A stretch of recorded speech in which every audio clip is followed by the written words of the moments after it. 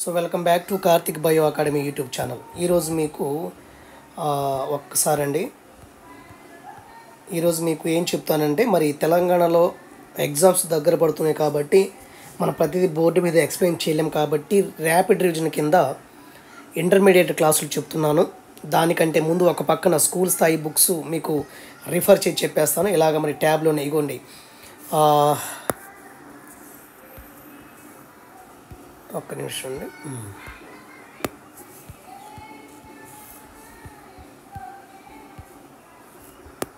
So noise వస్తుంది పక్కన, మీకు సంబంధం లేదు, ఒకసారి చూడండి. సో బయాలజీ మనకి 8th క్లాస్ బయాలజీ ఉంది. మరి యాక్చువల్గా మనకి తెలంగాణ సిలబస్ చూస్తే 6th to 10th వరకు చదవండి. 10thలో ఇంకా మనకి వీటిలో మనకి ఏదైతే ఎక్కడైనా తగులుతుందో అది ఇంటర్మీడియట్ స్థాయిలో చదవమని చెప్తున్నారు. ఓకే, కాబట్టి తెలంగాణ టీఎస్ సంబంధించింది డిఎస్సిలో మనకి 6th క్లాస్ నుంచి 10th వరకు చదువుకోండి. తర్వాత ఇంటర్ స్థాయిలో కూడా చదవమని చెప్పేసి సిలబస్లో క్లారిటీ ఇవ్వడం జరిగింది. ఓకే, అయితే మనకి ప్రస్తుతానికి నా దగ్గర డౌన్లోడ్ చేసినటువంటి తెలంగాణ బయాలజీ టెక్స్ట్ బుక్ అయితే ఉంది. మరి దాన్ని సంబంధించి ఒక్కొక్క రోజు ఒక్కొక్క యూనిట్ చెప్పడానికి ప్రయత్నం చేస్తాను. ఈరోజు శాంపిల్గా మీకు ఎలా ఉందో చెప్పండి. ఇది నేను నెట్లో డౌన్లోడ్ చేసినటువంటి బయాలజీ టెక్స్ట్ బుక్. దీన్ని ఒక ర్యాపిడ్ రివిజన్ కింద మీకు యూనిట్ 1 ఈరోజు చెప్పేస్తాను. యూనిట్ 1, యూనిట్ 2 అలాగా ఎంత టైం ఈవినింగ్ లోపు చెప్పడానికి ప్రయత్నం చేస్తాను. అయితే ఇక్కడ ఏమన్నాడంటే చూడండి ఒకసారి. ఫస్ట్ యూనిట్ ఏమి ఇచ్చాడంటే విజ్ఞాన శాస్త్రం అంటే ఏంటి. యాక్చువల్గా ఇది మనకి ఏపీ టెక్స్ట్ బుక్లో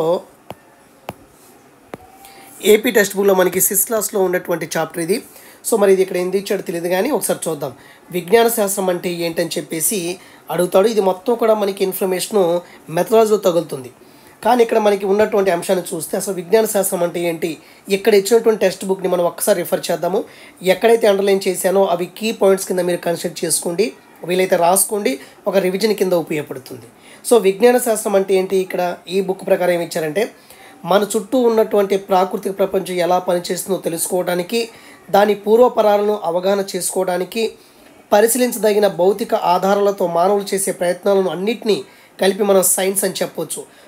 మన చుట్టూ ఉన్నటువంటి ప్రాకృతిక ప్రపంచం ఎలా పనిచేస్తుందో తెలుసుకోవడానికి సైన్స్ ఎందుకు ఉపయోగపడుతుందంటే, మన చుట్టూ ఉన్నటువంటి ప్రకృతి మన చుట్టూ ఉన్నటువంటి ప్రాకృతిక ప్రపంచం ఎలా పనిచేస్తుందో తెలుసుకోవడానికి, దాని పూర్వపరాలను అవగాహన చేసుకోవడానికి, పరిశీలించదగిన భౌతిక ఆధారాలతో మానవులు చేసే ప్రయత్నాలు అన్నింటినీ కలిపి మనం సైన్స్ అని చెప్పొచ్చు. అయితే ఇక్కడ మనకి సైన్స్ అంటే ఒక ఆలోచన ప్రక్రియ అని కూడా చెప్పొచ్చు. అదేవిధంగా మనం ఎంపిక చేసుకున్నటువంటి అంశాన్ని మీకు కనబడుతుంది అనుకుంటాను. మనం ఎంపిక చేసుకున్న అంశాన్ని మనం ఏదైతే అంశాన్ని ఎంపిక చేసుకుంటామో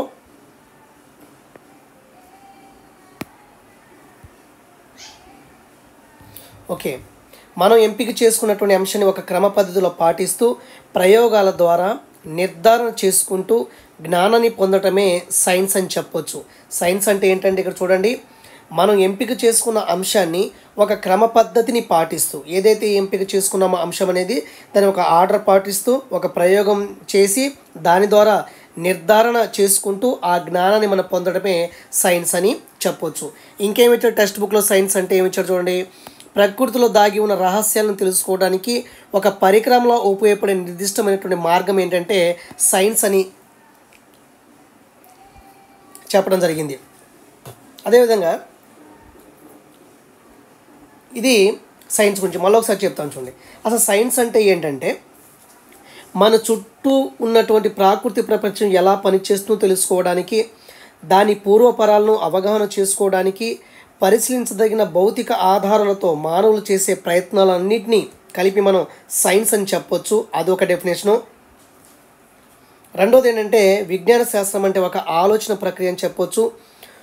అదేవిధంగా మనం ఎంపిక చేసుకున్న అంశాన్ని ఒక క్రమ పద్ధతిని పాటిస్తూ ప్రయోగం ద్వారా నిర్ధారణ చేసుకుంటూ దాని జ్ఞానం పొందడమే సైన్స్ అని చెప్పొచ్చు. అదేవిధంగా ప్రకృతిలో దాగి ఉన్న రహస్యాలను తెలుసుకోవడానికి ఒక పరికరంలో ఉపయోగపడేటువంటి నిర్దిష్టమైన మార్గం ఏంటంటే సైన్స్ అని చెప్పొచ్చు. ఇప్పుడు మనం ఈ శాస్త్రీయ ఆలోచనలో అంటే ఏదైనా ప్రయోగాలు చేసేటప్పుడు కానీ ఏదైనా విషయం మీద అధ్యయనం చేసేటప్పుడు మనకి క్వశ్చనింగ్ అనేది చాలా ఇంపార్టెంట్. ప్రశ్నించడం అనేది ప్రథమైనటువంటి సోపానం. అంటే స్టార్టింగ్ స్టెప్ ఏదైతే ఉంటుందో మనకి శాస్త్రీయ పద్ధతిలో కానీ శాస్త్రీయ ఆలోచనలో మనకి క్వశ్చనింగ్ అనేది ఇంపార్టెంట్. ఈ ప్రశ్నించడం అనేది ప్రథమ సోపానంగా ఉంటుంది. కాబట్టి ఇక్కడ ఒక 2 బిట్లు మీరు చూసుకోండి. ఓకే, ఇంకెక్కడైనా మిస్ చేస్తే ఫ్రెండ్స్ మీరు చూసుకోండి. నేను రివిజన్ కాబట్టి తొందరగానే చెప్తున్నాను, ఎందుకు టైం వేస్ట్ చేసుకోకుండా మనకి ఎందుకు. ఓకే, ఎక్కడ అవకాశం ఉందో అక్కడే చెప్పడానికి అయితే ప్రయత్నం చేస్తాను. తర్వాత ఈ పేజీలో మనకి బాటనీ సైంటిస్టులు ఏం చేస్తారు, ఎకాలజీ సైంటిస్టులు ఏం చేస్తారు, జియాలజీ సైంటిస్టులు ఏం చేస్తారు, ఇవన్నీ ఇక్కడ ఇవ్వటం జరిగింది. ఇవన్నీ పెద్దగా ఇంపార్టెంట్ లేదో అనుకుంటున్నాను. అయితే ఇక్కడ చూడండి,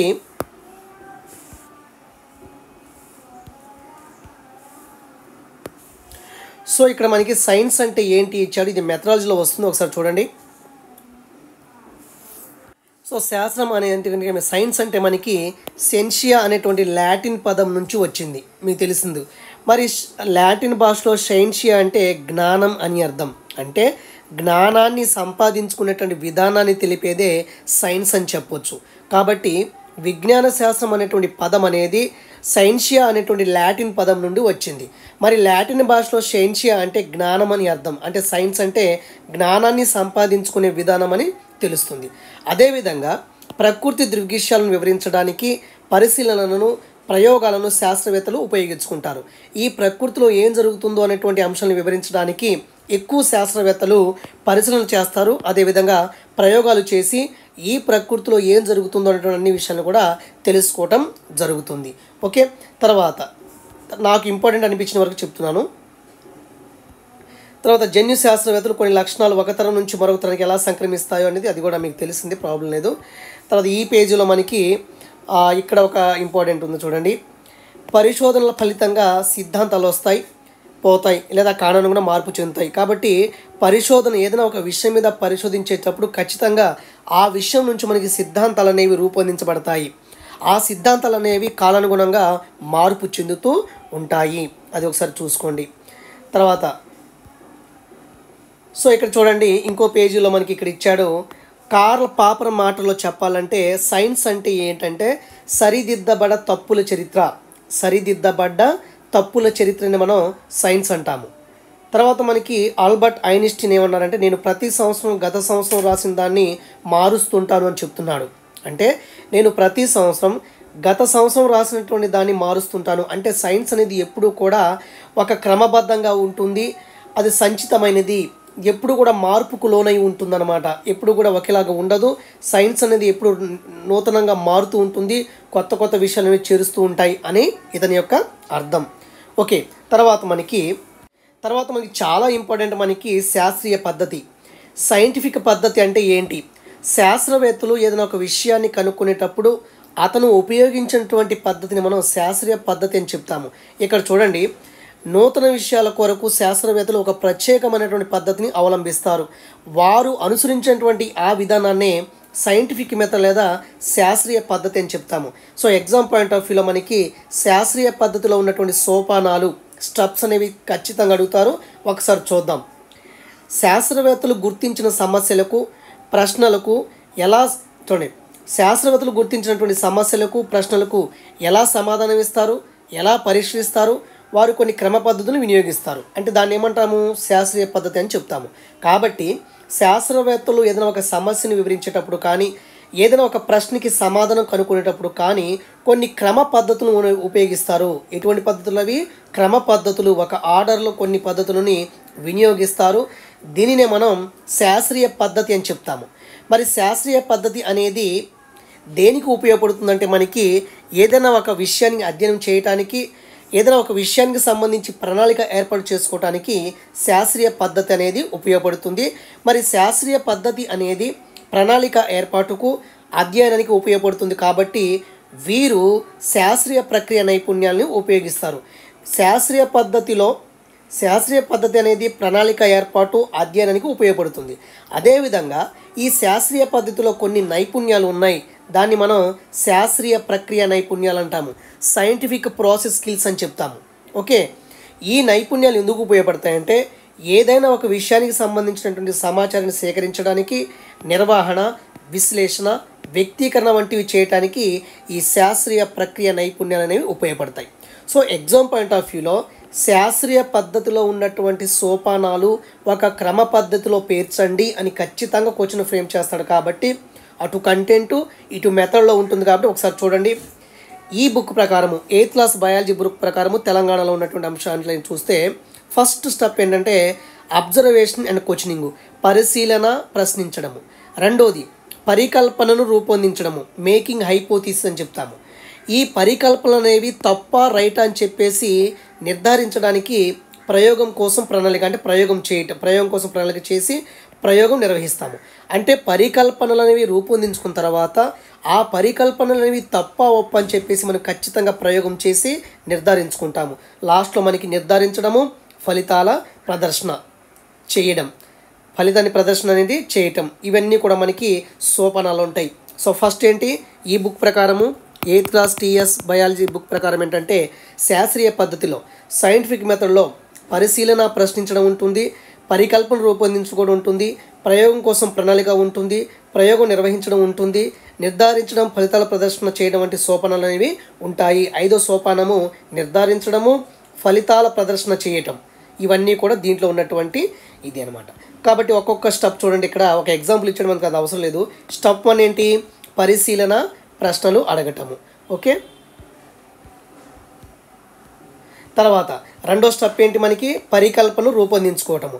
ఈ పరికల్పన తప్ప ఒప్ప అని చెప్పేసి నిర్ధారించుకోవడానికి ప్రయోగం కోసం ప్రణాళిక చేసి మనకి ప్రయోగం నిర్వహించడము.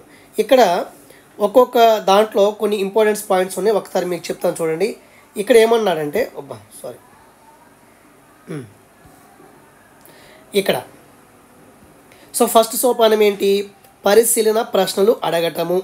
ఓకేనా, పరిశీలన, ప్రశ్నలు అడగటం అనేది మొదటిది. ఇక్కడ ఇంపార్టెంట్ ఏమీ లేదు. రెండో స్టెప్లో చూడండి ఒకసారి మీరు.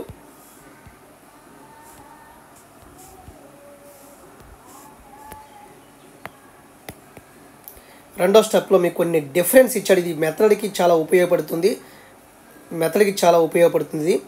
ఒకసారి చూడండి.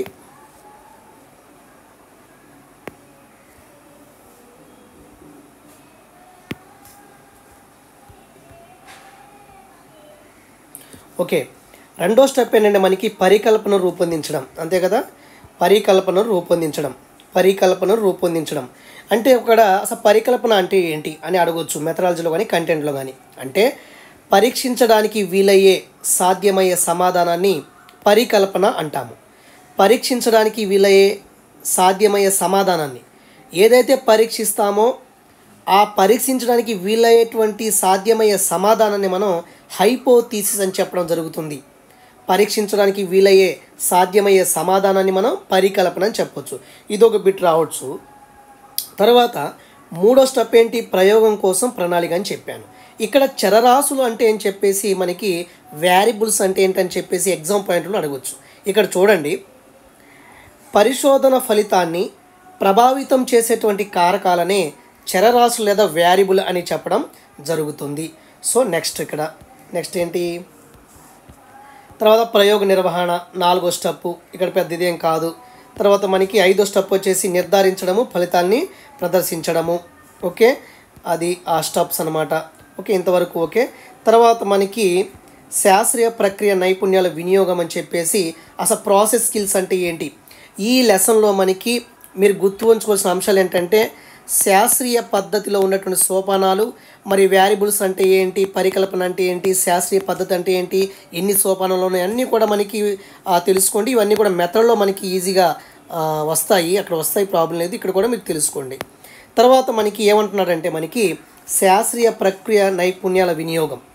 అసలు శాస్త్రీయ ప్రక్రియ నైపుణ్యాలు అంటే ఏంటి, ప్రాసెస్ స్కిల్స్ అంటే ఏంటి అంటే ప్రయోగాలు నిర్వహించేటప్పుడు లేదా ప్రశ్నలకు జవాబులను కనుగొనే ప్రయత్నంలో శాస్త్రవేత్తలు వినియోగించే ఆలోచన సరళను, ఒక శాస్త్రవేత్త ఉన్నారు, ప్రయోగం నిర్వహిస్తున్నారు, లేదా ప్రశ్నలకు జవాబులు కనుక్కునే ప్రయత్నంలో ఆ శాస్త్రవేత్తలు వినియోగించేటువంటి ఆలోచన సరళిని మనం ఏమంటామంటే ప్రక్రియా నైపుణ్యం లేదా ప్రాసెస్ స్కిల్స్ అని చెప్పొచ్చు.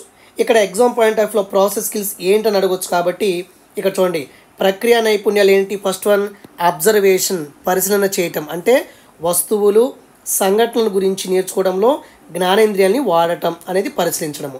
తర్వాత రెండోది కంపేర్, పోల్చడం అనేది ప్రక్రియ నైపుణ్యము, అంటే వస్తువులు లేదా సంఘటనల లక్షణాలు ఏ విధంగా ఒకేలా వేరుగా ఉంటాయో కనుక్కోవటం. వస్తువులు లేదా సంఘటనల లక్షణాలు ఏ విధంగా ఒకేలా ఉన్నాయా వేరుగా ఉంటే కనుక్కోవటమనే కంపేర్ అని చెప్పొచ్చు. ఇవి ప్రక్రియ నైపుణ్యాల్లో ఫస్ట్ వన్ ఏంటి, పరిశీలించడము. రెండోది ఏంటి, పోల్చడము. మూడోది వచ్చేసి మనకి వర్గీకరణ, క్లాసిఫికేషన్. వస్తువులు సంఘటనలను కొన్ని లక్షణాల ఆధారంగా సమూహాలుగా అదేవిధంగా మనకి వర్గాలుగా విభజించడము, దాన్ని మనం క్లాసిఫికేషన్ అని చెప్తాము. వస్తువులు సంఘటనలను కొన్ని లక్షణాల ఆధారంగా గ్రూపులుగా అదేవిధంగా వర్గాలుగా విభజిస్తే దాన్ని మనం వర్గీకరించడం. కాబట్టి ప్రక్రియ నైపుణ్యాలలో ఫస్ట్ వన్ ఏంటి, పరిశీలన చేయటము, పరిశీలించడము. రెండోది ఏంటి, పోల్చడము. మూడోది వర్గీకరించడము. అలాగా తెలుసుకోండి మీరు, ఓకేనా. మీ దగ్గర టెక్స్ట్ బుక్స్ ఉంటాయి కాబట్టి నేను ర్యాపిడ్గా చెప్పేస్తాను, ఫాస్ట్గా చెప్పేస్తాను. ఇవే ఒకసారి మీరు ఎగ్జామ్కి వెళ్ళే ముందు ఒకసారి చూసుకోండి ఫ్రెండ్స్, ఓకేనా. ఇంకా ప్రక్రియ నైపుణ్యాలు మనకి ఉన్నాయంటే కొలవడం, మెజర్మెంట్ ఒకటి ఉంటుంది. తర్వాత సేకరించడము, అంటే ఆ ఫలితాలను ఊహించడానికి, నిర్ధారణ రావడానికి పరిశీలన ద్వారా సేకరించిన సమాచారం ఉపయోగపడుతుంది. సమాచారం సేకరించడము, తర్వాత నమోదు చేయటము, తర్వాత ప్రదర్శించడము, తర్వాత ఊహించడం. ఇవన్నీ కూడా మనకి ఏంటంటే మనకి ఇక్కడ కొలవడము, సేకరించడము, నమోదు చేయటము, ప్రదర్శించడము, ఊహించడం అన్నీ కూడా శాస్త్రీయ ప్రక్రియ నైపుణ్యాలు, ప్రాసెస్ స్కిల్స్ అని చెప్పొచ్చు. కాబట్టి శాస్త్రీయ పద్ధతిలో సోపానాలు గుర్తుపెట్టుకోండి, శాస్త్రీయ ప్రక్రియ నైపుణ్యాలు కూడా మీరు గుర్తుపెట్టుకోండి, ఓకేనా. ఇంకా మనకి ఈ యూనిట్లో ఇంకా శాస్త్రీయ ప్రక్రియ నైపుణ్యాలు కొన్ని మిగిలిపోయిన లాస్ట్లో ఏమంటున్నారంటే మనకి యూజ్ ఆఫ్ మోడల్, నమూనా వినియోగం, యూజ్ ఆఫ్ మోడల్ అని చెప్పొచ్చు. తర్వాత మనకి ఊహించడం, ప్రిడిక్ట్, ఊహించడం. ఇక్కడ చూడండి, నమూనా వినియోగం లేదా యూజ్ ఏ మోడల్ అంటే ఏదైనా ఒక ఆలోచన, ఒక వస్తువు, ఒక అంశం ఎలా పనిచేస్తుందో అవగాహన చేసుకోవడానికి అదే లక్షణాలను పొందిన నమూనాని మనం రూపొందించుకోవచ్చు. పెద్దది ఇంపార్టెంట్ కాదు, ఊహించడం అనేది చాలా ఇంపార్టెంట్. అంటే ప్రిడిక్ట్, పరిశీలనలు లేదా అనుభవాల ఆధారంగా రాబోయే ఫలితాలను ఊహించడమే ప్రిడిక్ట్ అవుతుంది. ఇన్ఫ్లుయెన్స్ లేదా నిర్ధారించడం, అనుమితి అని చెప్పొచ్చు దీన్ని. అంటే పరిశీలన ఆధారంగా ఫలితాలను నిర్ధారించడానికి, సంఘటనలను వివరించడానికి తార్కిక వివేచన అనేది ఉపయోగించాలి అని చెప్తున్నాడు ఇక్కడ. ఇంకా ప్రక్రియ నైపుణ్యాలు లాస్ట్ వన్, పరికల్పన చేయటం, హైపోథీసిస్, ఊహించిన లేదా రాబో ఫలితాల గురించి వివరించడము. తర్వాత ప్రణాళిక, ప్రయోగం నిర్వహించడము. తర్వాత మనకి చరరాశుల నియంత్రణ, చరరాశుల నియంత్రణ. కాబట్టి ఇక్కడ చూడండి, ప్రక్రియ నైపుణ్యాలు అంటే మనకి పరికల్పన చేయటము, ప్రయోగం నిర్వహించడము, చరరాశులు నియంత్రించడం కూడా మనకి వీటి కింద వస్తాయి. కాబట్టి ప్రక్రియ నైపుణ్యాల్లో లాస్ట్ వన్ పరికల్పన చేయటము, ప్రణాళిక, ప్రయోగం నిర్వహించడము, చరరాశుల నియంత్రణ, కంట్రోల్ వేరియబుల్ అని చెప్పొచ్చు అనమాట. ఇవన్నీ కూడా యాక్చువల్గా మనకి శాస్త్రీయ ప్రక్రియ నైపుణ్యాలు వస్తుంది. మళ్ళీ ఒకసారి మీకు చెప్పడానికి ప్రయత్నం చేస్తాను. సో ఫస్ట్ వన్ చూడండి, ప్రక్రియ నైపుణ్యాలు మనకి పరిశీలించడం ఒకటి, రెండోది పోల్చడము ఇక్కడ, మూడోది వర్గీకరించడం, ఇక్కడ 3 వచ్చాయి. తర్వాత కొలవడం ఒకటి వచ్చింది, అదేవిధంగా మనకి సేకరించడము, నమోదు చేయటము, ప్రదర్శించడము, ఊహించడం వచ్చింది. తర్వాత చూస్తే మనకి నమూనా వినియోగము, ఊహించడము, నిర్ధారించడము, తర్వాత మనకి పరికల్పన చేయటము, ప్రణాళిక, ప్రయోగం నిర్వహించడము, ఓకే.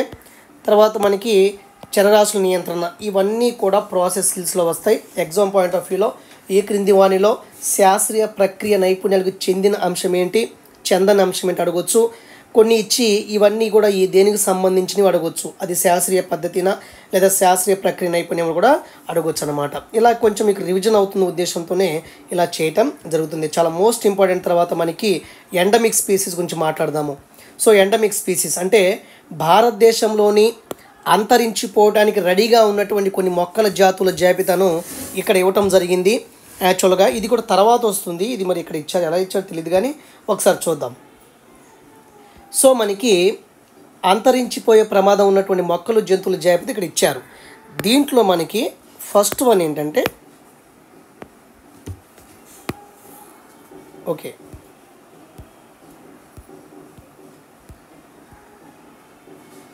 చూడండి, మొక్కలు అంటే అంతరించిపోవడానికి లేదా ప్రమాదంలో దగ్గరలో ఉన్నటువంటి మొక్కల జాబితా ఏంటంటే అడవి పువ్వులు, ఆర్కిడ్స్, గంధం చెట్టు, సైకాస్, ఔషధ మొక్కలు, సర్పగంధి. ఈ కొన్ని మొక్కలు అనేవి అంతరించిపోవడానికి రెడీగా ఉన్నాయి. అదేవిధంగా అంతరించిపోయే ప్రమాదం ఉన్నటువంటి జంతువుల జాబితా ఏంటంటే చిరుతపులి, సింహం, తోడేలు, ఎర్రనక్క, ఎర్రపాండ, పులి, ఎడారి పిల్లి, మొసలి, తాబేలు, కొండ చిలువ, బట్టమేక పిట్ట, పెలికాన్ నెమలి, great Indian hornbill, golden monkey, lion tailed macaque, Nilgiri langur, loris, ఇవన్నీ కూడా మనకి భారతదేశంలోని అంతరించిపోయే ప్రమాదం ఉన్నటువంటి మొక్కలు, జంతువుల జాబితా ఇక్కడ ఇవ్వడం జరిగింది. తర్వాత ఎండమిక్ స్పీసీస్ గురించి అడిగాడు. ఎండమిక్ స్పీసీస్ అంటే ఏంటి, ఎండేంజర్డ్ స్పీసీస్ అంటే ఏంటి, ఇవన్నీ కూడా మనకి ఆవరణ వ్యవస్థ అనేటువంటి అంశంలో అక్కడ వస్తాయి. అక్కడ మాట్లాడదాం మనం. ఇక్కడ ఎండమిక్ స్పీసీస్ అంటే ఒక ప్రత్యేకమైనటువంటి ప్రాంతానికి సంబంధించింది. ఇప్పుడు క్యాంగ్రూ ఉంది, ఆస్ట్రేలియాకి సంబంధించినటువంటి ఎండమిక్ స్పీసీస్. కివి ఉంది, న్యూజిలాండ్కి సంబంధించింది. తర్వాత టైగర్ ఉంది, ఇండియాకి సంబంధించింది. అలాగా ఏదైనా ఒక జీవి కానీ ఒక జంతువు కానీ ఒక ప్రత్యేకమైనటువంటి పరిస్థితుల్లో అంటే ఒక ప్రత్యేకమైన ప్రాంతానికి పరిమితమై ఉంటుంది. దీనినే మనం ఎండమిక్ స్పీసీస్ అని చెప్పడం జరుగుతుంది. సో దీంట్లో చూడండి, ఈ జంతువులు ప్రపంచంలో కొన్ని ప్రత్యేక ప్రాంతాల్లో మాత్రమే ఉంటాయి. కొన్ని మొక్కలు, జంతువులు ప్రపంచం అంతటా వ్యాపించడం కూడా మీకు తెలుసు కదా. అయితే కొన్ని జాతులు మొక్కలు కావచ్చు, జంతువులు కావచ్చు, కొన్ని ప్రాంతాలకే పరిమితం ఉంటుంది. అంటే ఒక దేశం లేదా ఒక ప్రత్యేకమైనటువంటి ప్రాంతానికి పరిమితమై ఉండే వృక్ష జంతు జాతుల్ని మనం ఎండమిక్ స్పీసీస్ అని చెప్పడం జరుగుతుంది, గుర్తుపెట్టుకోవాలి. అయితే భారతదేశంలో అధిక సంఖ్యలో ఎండమిక్ జాతులు ఉన్నాయి. అవి ఎక్కడ ఉంటాయంటే ప్రపంచంలోని మొత్తం ఎండమిక్ జాతులైనటువంటి ఉభయచరాల్లో ప్రపంచవ్యాప్తంగా అంతరించిపోవడానికి రెడీగా ఉన్నటువంటి ఉభయచరాల్లో ఒక 62% అనేది మన పశ్చిమ వెస్టర్న్ ఘాట్లో ఉంటాయి.